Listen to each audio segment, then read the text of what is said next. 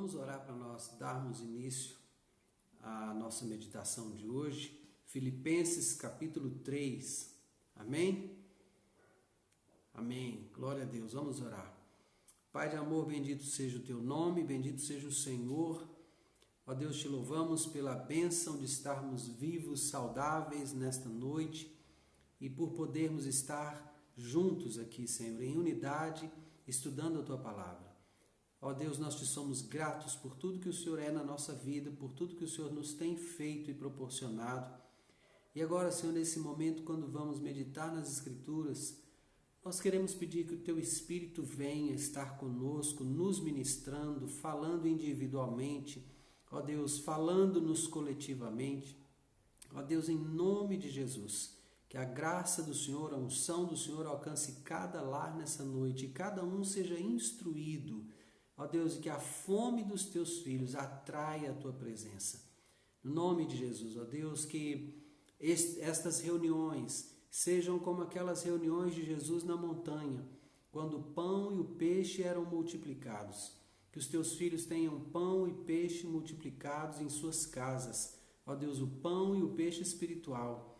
Que eles comam, ó Deus, fartamente, de nada tenham falta no que diz respeito ao alimento espiritual. Em nome de Jesus. Amém. Amém. Glória a Deus. Giselda, boa noite. Deus te abençoe. Seja bem-vinda. Marília, eu vou deixar assim, e realmente quem não viu tem a oportunidade de ver, né? E quem já assistiu pode rever, é verdade. E a gente ainda tem o benefício do canal do YouTube, que também pode abençoar muita gente, né? Maravilha, vamos fazer assim. Bom, hoje capítulo 3 de Filipenses, Filipenses capítulo 3. E antes de ir direto para Filipenses, como sempre, né? Eu gosto de retornar ao texto que está vindo antes, né? E Filipenses 2 está terminando com a fala de Paulo, falando a respeito do discípulo que ele está enviando, do irmão, né? Que ele está enviando lá para dar notícias dele, o Epafrodito, né? E ele vai dar uma palavra assim muito linda a respeito do Epafrodito. Ele diz: recebei-o, pois, no Senhor com toda alegria e honrai sempre a homens como esse. Irmãos, que carta de recomendação tremenda, né? O Epafrodito está levando com ele. E ele vai dizer aqui que por causa da obra de Cristo, Epafrodito chegou às portas da morte e se dispôs a dar a própria vida, né? Para suprir a vossa carência, vossa Filipenses, de socorro para comigo. Então, na verdade, Epafrodito se dedicou extremamente à obra de Deus e nessa dedicação ele também se empenhou a fazer que chegasse a Paulo aquilo que os irmãos de Filipos tinham encaminhado a ele, né? O socorro que os irmãos filipenses tinham encaminhado a ele.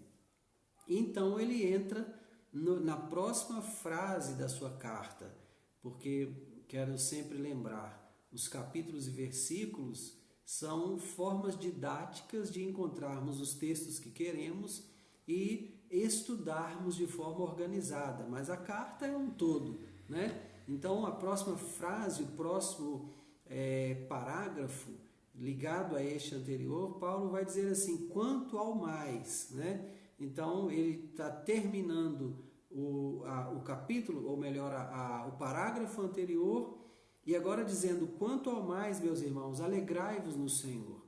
A mim não me desgosta e é segurança para vós outros que eu escreva as mesmas coisas. Irmãos, às vezes eu ficava pensando assim: gente, como é possível um pastor desenvolver um ministério de 50 anos com uma Bíblia só escrita? Só existe uma Bíblia, ele só vai pregar a mesma Bíblia.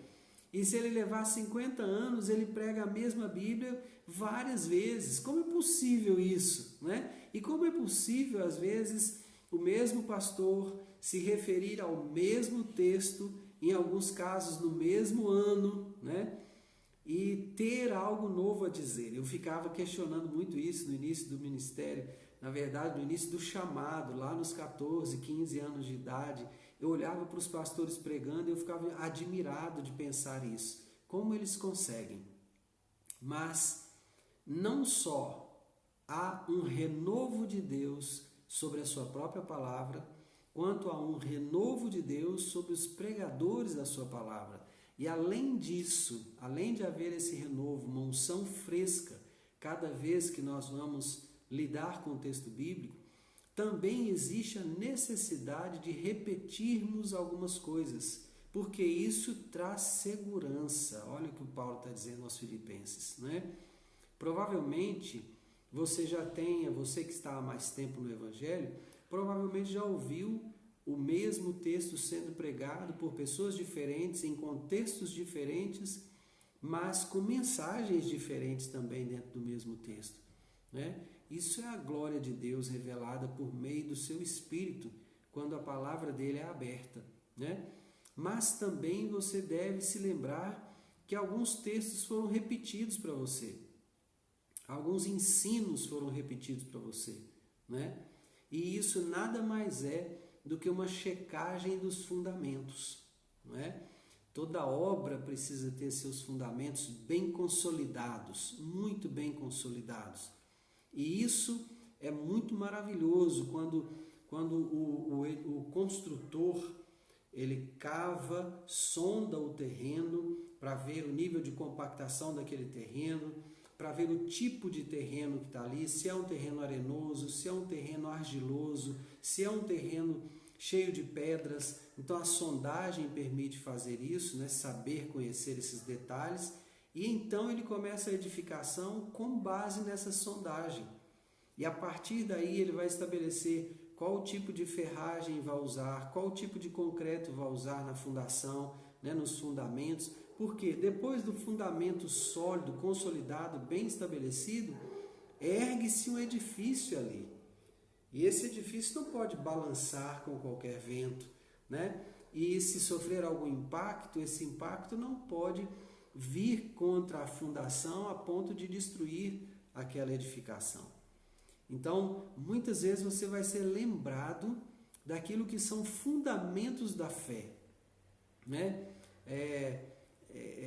A vida passada cheia de pecado, o arrependimento, o batismo, a imposição de mãos, isso são fundamentos dos apóstolos, né? Que nós de vez em quando vamos trazer de volta, checar esses fundamentos, para conferir se nós estamos sendo edificados em cima do fundamento principal que é Cristo, da rocha principal que é Cristo. Amém? Então agora, uma vez que ele declara isso, que ele não se desgasta, não se desgosta e nem se cansa de repetir as mesmas coisas, porque isso traz segurança, então ele fala: acautelai-vos dos cães, acautelai-vos dos maus obreiros. Ellen Duarte, Deus te abençoe, seja bem-vinda, boa noite, né?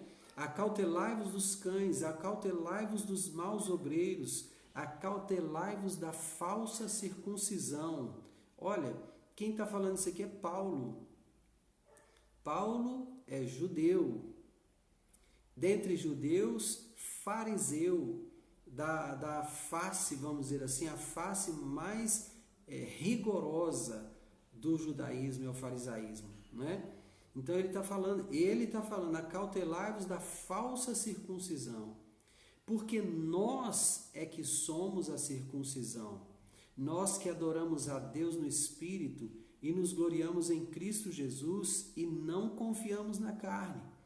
O que Paulo está dizendo aqui? Ele está dizendo que as pessoas que estão pactuadas com Deus são aquelas que adoram a Deus em espírito. E foi exatamente o que Jesus escreveu, aliás, o que o evangelista João escreve no capítulo 4, versículos 23 e 24, né? Dizendo que o Pai procura adoradores que o adorem em espírito e em verdade. Então, a circuncisão é um sinal de aliança, não é nada mais que isso. A circuncisão é um sinal de pacto, um sinal de aliança. Então ele fala, cuidado, acautelai-vos com a falsa circuncisão, porque a circuncisão somos nós que temos convicção do pacto, que vivemos a aliança e adoramos a Deus no Espírito e nos gloriamos em Cristo Jesus e não confiamos na carne. Gente, é muito sério ler isso daqui.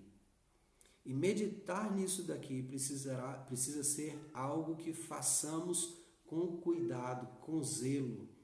Porque nós não estamos com isso desprezando o povo da aliança, da primeira aliança, que é o povo judeu. De jeito nenhum, de jeito nenhum. Nós recebemos o Evangelho por meio de um judeu, né? O Evangelho chegou até nós, as promessas chegaram até nós por causa do povo judeu.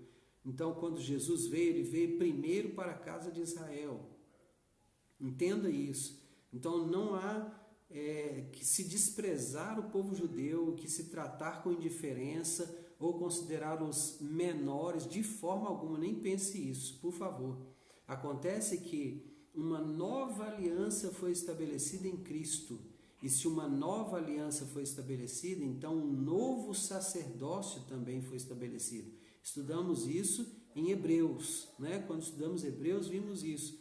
Então agora entenda, a circuncisão somos nós que adoramos a Deus no Espírito e nos gloriamos em Cristo Jesus e não confiamos na carne. Então nós entendemos que viver debaixo da lei, viver apegado à lei simplesmente, não irá nos salvar de quem nós somos. Oi, Mara, gratidão a Deus pela vida da dona Ilka, que teve alta hoje, já está em casa. Bendito seja o Senhor, que o Senhor continue tratando com ela e livrando-a completamente de todos os sinais e sintomas da depressão, em nome de Jesus, viu, Mara? Continuamos com você e com a dona Ilka em oração até vê-la resgatada plenamente desses sinais e sintomas, viu?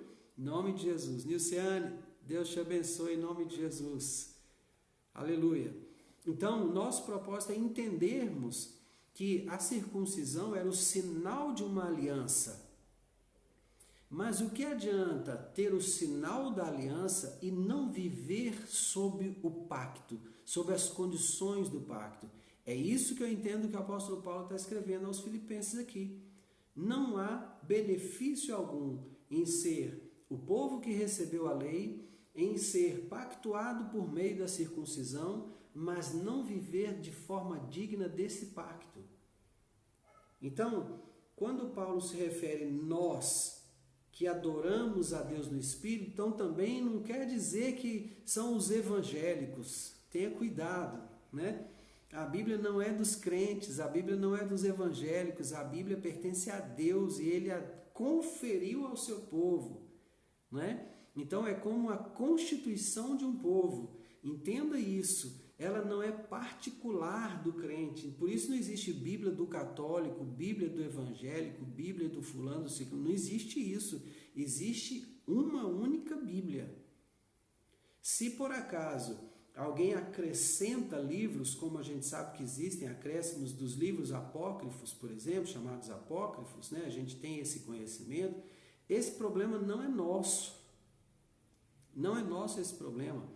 Como também existe quem faça uma redução do conteúdo bíblico e a Bíblia fica reduzida apenas ao Antigo Testamento e o Novo nem é considerado.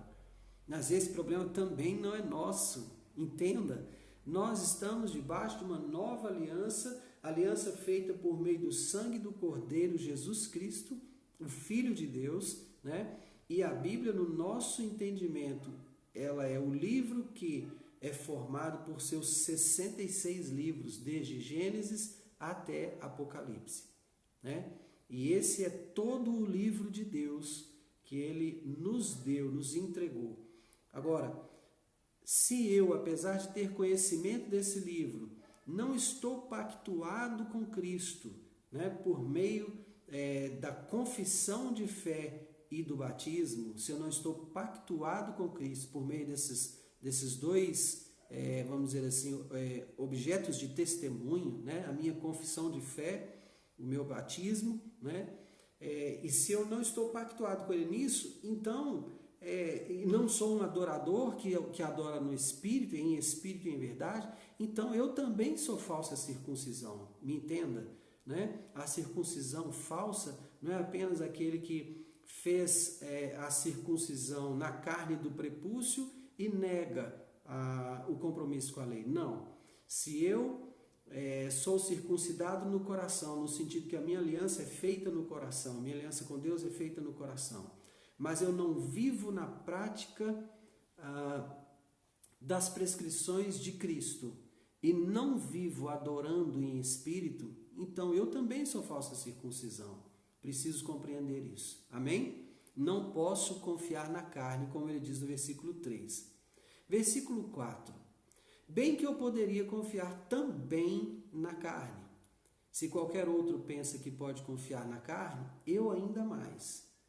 Por que ele está dizendo isso? Porque fui circuncidado ao 8º dia, sou da linhagem de Israel, da tribo de Benjamim, hebreu de hebreus e quanto à lei fariseu, quanto ao zelo perseguidor da igreja, quanto à justiça que há na lei irrepreensível. Agora ele está dizendo quem ele é, ele está apresentando a identidade dele, né? Então ele é da linhagem de Israel, ele foi circuncidado ao 8º dia como manda a lei, é da tribo de Benjamim,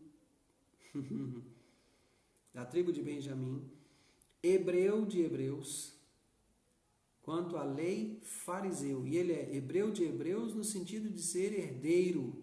Eu sou filho de hebreus. Eu não me converti ao judaísmo. Eu não fiz aliar. Não, eu nasci judeu. Né? Hebreu de hebreus. Então, quanto à lei, fariseu. Quanto ao zelo, perseguidor da igreja. Quanto à justiça que há na lei, irrepreensível. Irmã Maria do Parto, Deus te abençoe em nome de Jesus, querida. Seja bem-vinda essa noite. Pastor Jean, Deus te abençoe em nome de Jesus. Seja bem-vindo em nome de Jesus. Então, aí ele vai dizer o que de fato importa. O que para mim era lucro, isso considerei perda por causa de Cristo. Gente, tudo na vida de Paulo aqui, dentro do contexto que ele vivia, era benefício demais. Primeiro, ele é hebreu. Então, se ele vai pregar a hebreus, ele tem autoridade, ele tem legitimidade. Se ele vai ensinar aos gentios, ele está no cumprimento da Torá.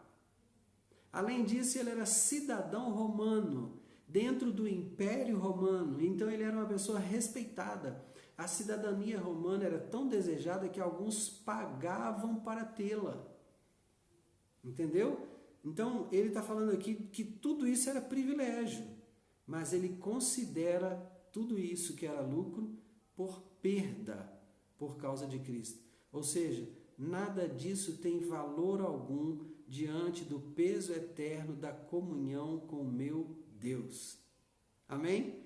Sim, deveras considero tudo como perda por causa da sublimidade do conhecimento de Cristo Jesus, meu Senhor, por amor do qual perdi todas as coisas e as considero como refúgio para ganhar a Cristo e ser achado nele, não tendo justiça própria que procede da lei, senão a que é mediante a fé em Cristo, a justiça que procede de Deus baseada na fé, para o conhecer e o poder da sua ressurreição e a comunhão dos seus sofrimentos, conformando-me com ele na sua morte, para de algum modo alcançar a ressurreição dentre os mortos. Meu Deus, que tremenda a fala de Paulo aqui. Que tremenda essa fala de Paulo. Olha só como é o valor que ele dá à comunhão que ele alcançou com Jesus, né?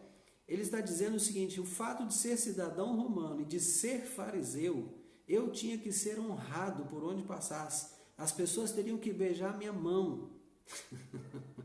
Você está entendendo o que Paulo está falando? Paulo foi ensinado aos pés de Gamaliel. O cara não era fraco não, gente. Ele não era fraco, não. Ele foi instruído no judaísmo. Entenda isso. Ele foi muito bem instruído no judaísmo. Ele poderia vir a ser até um rabino. Poderia vir a ser, né? Era vamos dizer assim, da face judaica mais zelosa, né, pela lei, conservador da lei. Então esse homem, ele tinha predicados, vamos dizer assim, que o tornavam um homem honroso, digno de honra diante das outras pessoas. O que ele está dizendo aqui? Perdi tudo isso e as considero refúgio para ganhar a Cristo e ser achado nele. Ser achado nele. Não tendo justiça própria. Olha, eu quero a justiça que vem de Deus. Não isso que a lei é capaz de me dar, porque a lei é frágil. Ele vai declarar isso, a fragilidade da lei em outros momentos. A lei é frágil, eu não quero essa justiça, não. Eu abro mão dessa justiça para obter aquela que vem de Cristo, mediante a fé. A justiça que procede de Deus, baseada na fé. Deixei todas essas coisas para conhecê-lo, para conhecer o poder da sua ressurreição e para conhecer a comunhão dos seus sofrimentos, conformando-me. Sabe, esse conformando-me é me colocando na mesma forma. Conformando-me com ele na sua morte, ou seja, amoldando-me a ele na sua morte. O que Paulo está querendo dizer com isso? Eu estou renunciando a tudo que eu tenho ou sou diante dos homens. Desejo morrer como Cristo para o mundo, para de algum modo alcançar a ressurreição dentre os mortos. O entendimento que Paulo alcançou do projeto de Deus para a humanidade, do plano dele de salvação, do plano de Deus de salvação para o homem, o entendimento que Paulo alcançou e nos transferiu é simplesmente fabuloso. Simplesmente fabuloso. É fantástico, é tremendo. Ele coloca em palavras aqui, às vezes algumas palavras a gente precisa parar sobre elas e meditar algum tempo. Porque Paulo é muito profundo teologicamente falando, muito profundo, não é? Então, glória a Deus, porque ele está se colocando nesse lugar. Eu estou abandonando tudo aquilo que as pessoas consideram como sendo de valor, para alcançar aquilo que realmente tem algum valor. Amém? Versículo 12. Não que eu o tenha já recebido, ou tenha já obtido a perfeição, mas prossigo para conquistar aquilo para o que também fui conquistado, por Cristo Jesus. Irmãos, quanto a mim, não julgo havê-lo alcançado, mas uma coisa faço, esquecendo-me das coisas que para trás ficam e avançando para as que diante de mim estão, prossigo para o alvo, para o prêmio da soberana vocação de Deus em Cristo Jesus. Tremendo, né? Fantástico, né? Primeiro, ele, do alto da sua sabedoria, né? Ele se declara alguém que não sabe, né? Tendo alcançado tanta revelação direta de Deus, porque esteve no terceiro céu com Cristo, né?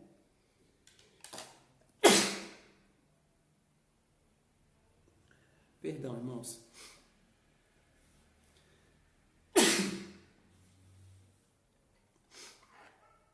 Esteve no terceiro céu, recebeu revelação direta, não é? Não foi ninguém que pregou para Paulo, foi Jesus quem contou a ele o que é o Evangelho, o que é a essência de tudo que ele sabia. Ele sabia muito bem a letra, mas não conhecia a essência, não é? A substância. Ele não tinha conhecimento. Então ele nega ter alcançado ainda. Apesar de ter alcançado tudo da parte de Deus que ele já tinha alcançado, ele vem aqui e diga, não julgo que alcancei, não. Eu não julgo que alcancei. Pelo contrário, só que tem uma coisa, eu não estou preso ao passado, não. Não estou preso ao passado. Essas declarações do apóstolo Paulo são muito fortes. E ele fala: esquecendo-me das coisas que para trás ficam e avançando para as que diante de mim estão. Irmãos, muitos de nós, às vezes, estamos presos a coisas que já passaram e deixamos de caminhar por causa disso. Deixamos de avançar porque estamos presos ao passado, presos a coisas que já ocorreram lá atrás. Sabe? Pessoas que nos feriram e nós não conseguimos perdoar. Pessoas que nos magoaram e nós carregamos essa dor, dessa mágoa até hoje, até agora. Isso tem nos impedido de correr a carreira, irmãos. Paulo está dizendo que não é assim que é para ser, não é assim que é para fazer. Ele está dizendo o seguinte: eu fiz isso, eu esqueci as coisas que ficaram para trás e avanço para aquelas que estão diante de mim.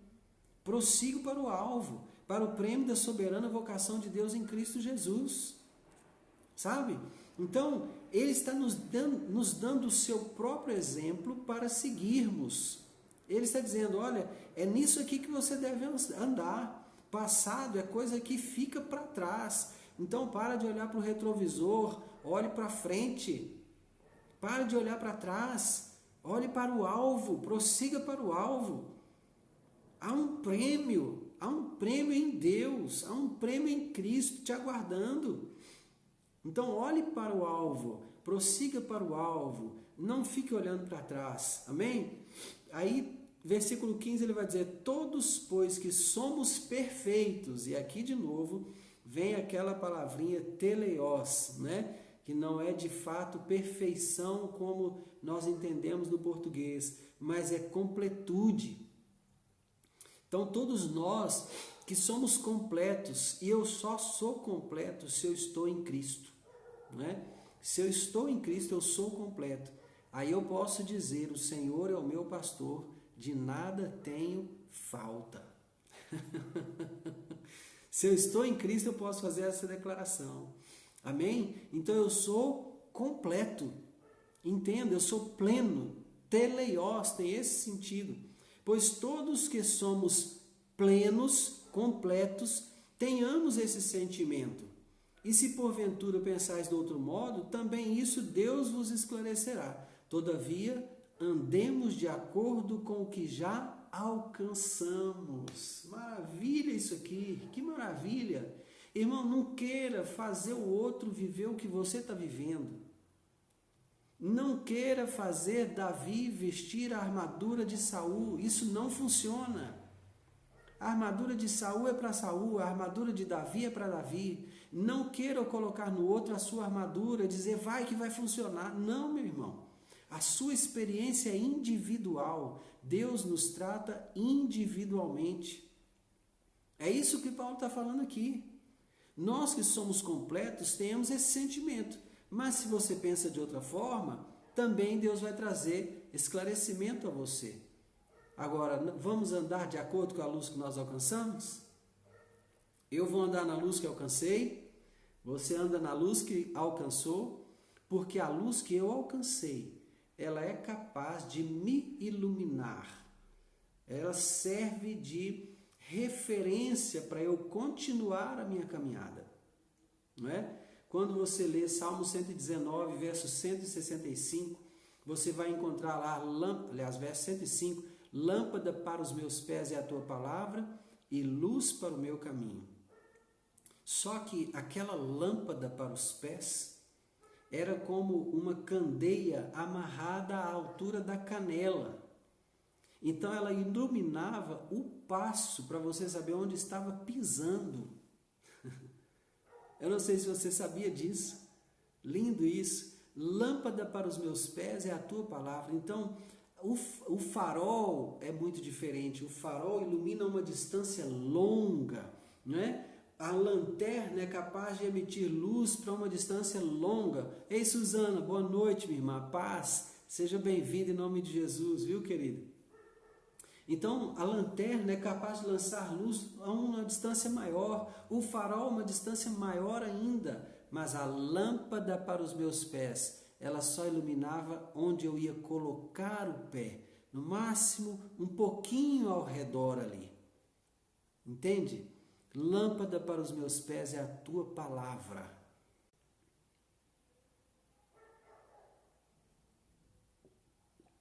Por que a Bíblia não foi colocada como um farol? Por que a Bíblia não foi colocada como uma lanterna? Mas a Bíblia é colocada como uma lâmpada. Lâmpada para os meus pés. Não um farol para os meus pés. Não uma lanterna para os meus pés. Você poderia falar assim, mas é por causa do contexto e tal. Não, mas os faróis que servem de referência para os navios são muito antigos. E nessa época já existiam navios. Provavelmente existiam faróis que emitiam luzes a uma distância maior. E o texto vai usar lâmpada para os meus pés. Sabe por quê, querido? É porque você só precisa de luz para o próximo passo. O Senhor quer que nós andemos um passo de cada vez. O Senhor não quer que você saia dando vários passos. Não. Assim você também vai perceber que o Senhor te dá uma instrução por vez. Um comando por vez, uma ordem por vez. Entende? Porque Ele quer que você vá, à medida que a luz venha para os seus pés, você pode pisar com segurança. Então andemos de acordo com o que já alcançamos. Cada um deve andar de acordo com a luz que alcançou. Então, se você compreendeu aquilo que o Paulo está falando aqui, nós que somos plenos tenhamos esse sentimento, né? Mas se porventura pensais de outro modo, também Deus vos esclarecerá. Né? Ele está falando de deixar as coisas que ficaram para trás e correr a carreira olhando para o alvo, prosseguir em frente para o prêmio da soberana vocação de Deus em Cristo. É disso que ele está falando. Né? Então ele está falando, cada um, porém, caminhe naquilo que alcançou. Então eu não posso exigir que você caminhe naquilo que eu alcancei. Eu posso até te confundir com algumas coisas que eu alcancei. Isso não é bom. Não é? Ao invés de te confundir, talvez seja melhor eu voltar alguns passos, chegar perto de você e colocar o meu pé do lado do seu pé. E assim a luz que está no meu pé, junto com a luz que está no seu pé, vai te fazer pisar com mais segurança. Porque eu já passei, talvez, por algum caminho por onde você passou.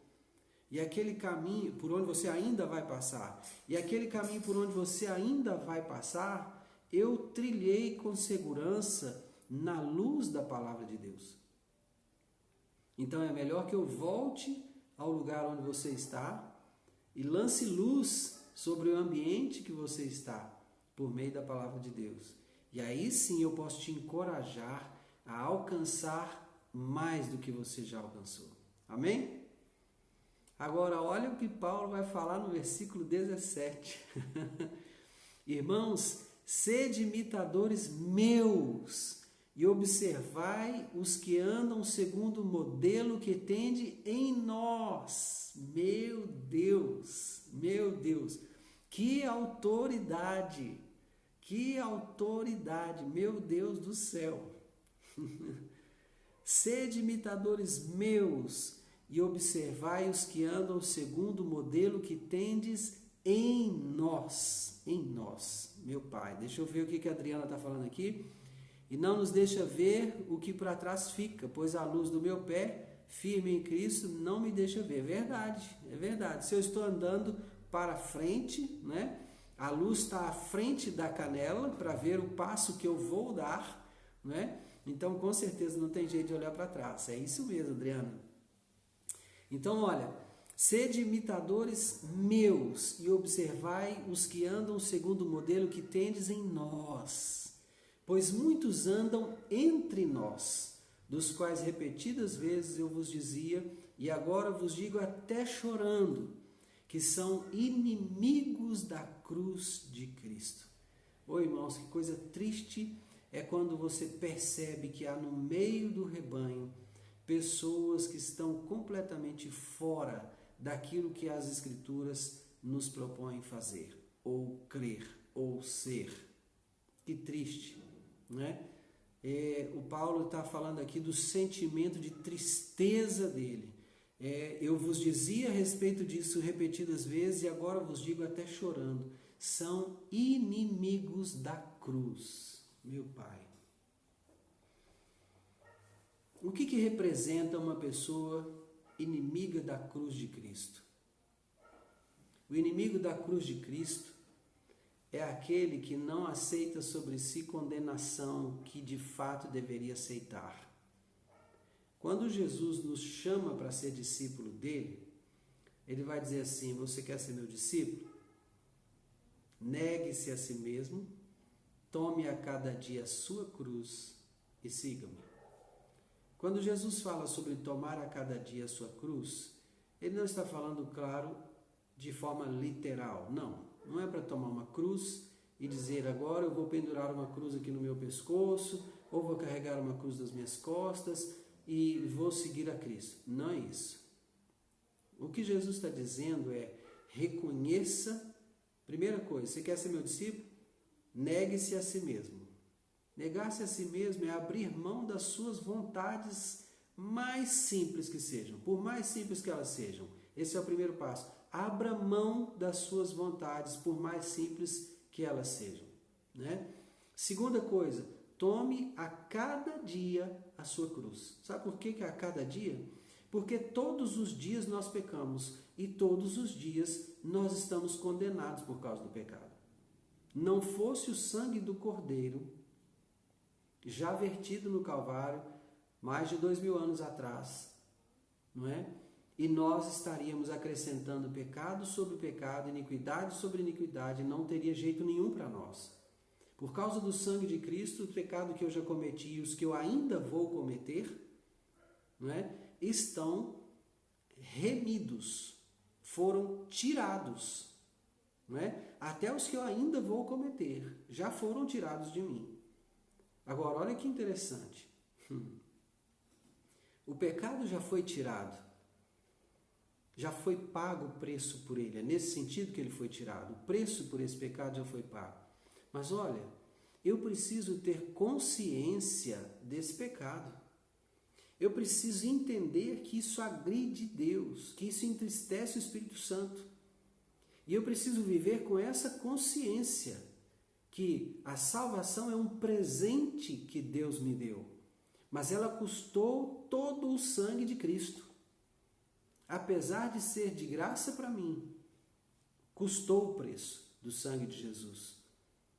Então, tomar a cada dia a minha cruz significa reconhecer que todos os dias eu estaria sendo condenado ao pecado, condenado à morte eterna e separação eterna de Deus, se não fosse o sangue derramado no Calvário.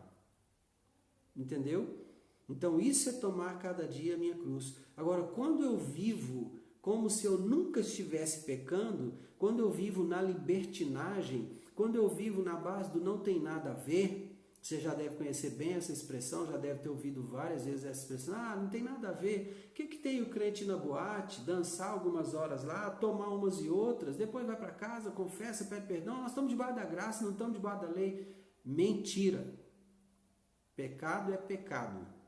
Se você transgride a lei, você pecou. A lei não caducou. A lei não caiu. Entenda isso. Jesus disse que ele não veio revogar a lei. E ele não revogou de fato. Ao contrário, ele até agrava o comportamento da pessoa que retira o pingo de um i ou um tio da lei. Ele agrava. Então entenda, o Senhor não revogou a lei. Aquilo que antes era pecado continua sendo pecado agora. O que mudou foi o comportamento do ser humano, especialmente do ser humano que se diz servo de Deus. Então, querido, essa é a tristeza que o apóstolo Paulo está falando aqui, né? São inimigos da cruz de Cristo, porque tratam o pecado como se não fosse pecado. Tratam a vida cristã como se fosse a vida de qualquer outra pessoa, que nada tem a ver com Jesus Cristo, que nunca se entregou a Cristo. Ora, se eu entreguei a minha vida a Cristo, significa que ela não é mais minha, eu não tenho mais poder sobre ela. É Ele quem governa, é Ele quem decide todas as coisas. Como então eu vou me entregar a minha vida? Vou entregar a minha vida às práticas que eu vivia anteriormente, antes de conhecer a Cristo, antes de me entregar a Ele. Não, tudo bem se eu for para o motel, depois eu vou para o culto e vou para a adoração. Meu irmão, em nome de Jesus, eu repreendo até o pensamento disso. Em nome de Jesus. Isso não é vida cristã. Isso não é vida cristã. Estes são os inimigos da cruz de Cristo. Aqueles que consideram que a vida pode ser vivida de qualquer forma, que no final das contas nós fomos salvos pela graça, Jesus vai perdoar tudo, e aí então nós vamos ser chamados benditos do meu Pai, vinde para a herança que está preparada para vós. Não é assim. Não será dessa forma. Não será dessa forma. Haverá um juízo final. Haverá julgamento de obras. Haverá julgamento até de palavras. A Bíblia diz que nós vamos prestar conta de cada palavra que saiu da nossa boca. Ora, se eu vou prestar conta das palavras que saírem da minha boca, será que eu não vou prestar conta dos atos que eu praticar? Claro que vou. Claro que vou. E eu não quero em nome de Jesus. Exatamente, Marília, exatamente. Você pode fazer o que quer, mas nem tudo é conveniente. Faça o que quiser, mas saiba que qualquer ato praticado por você tem uma consequência. É isso aí. É isso que esse texto quer dizer. Versículo 19, então, o que ele vai dizer a respeito destes que são inimigos da cruz? O destino deles é a perdição. O Deus deles é o ventre e a glória deles é a sua infâmia, visto que só se preocupam com as coisas terrenas. Mas a nossa pátria está nos céus, de onde também aguardamos o Salvador, o Senhor Jesus Cristo, o qual transformará o nosso corpo de humilhação para ser igual ao corpo da sua glória, segundo a eficácia do poder que ele tem de até subordinar a si todas as coisas. Todas as coisas. Amém? Então, o destino destes inimigos da cruz é a perdição. O Deus deles é o ventre, eles fazem o que eles querem. Eles fazem aquilo que satisfaz a vontade pessoal deles. A glória deles está na sua infâmia, ou seja, quanto pior for a pessoa, mais gloriosa ela se classifica. Então, por exemplo, entre os pichadores, o pichador mais top é aquele que picha mais alto nos lugares mais desafiadores, não é? Então assim vai, de iniquidade para iniquidade, você vai percebendo o pior ladrão, qual que é o pior tipo de roubo, né? Roubo a banco, será que é o pior tipo? Então, se esse é o pior, a pior fama é a glória. Como é que pode isso? Mas é isso que está aqui, não é? A glória deles está na sua infâmia, visto que só se preocupam com as coisas terrenas. Não é esse o nosso caso.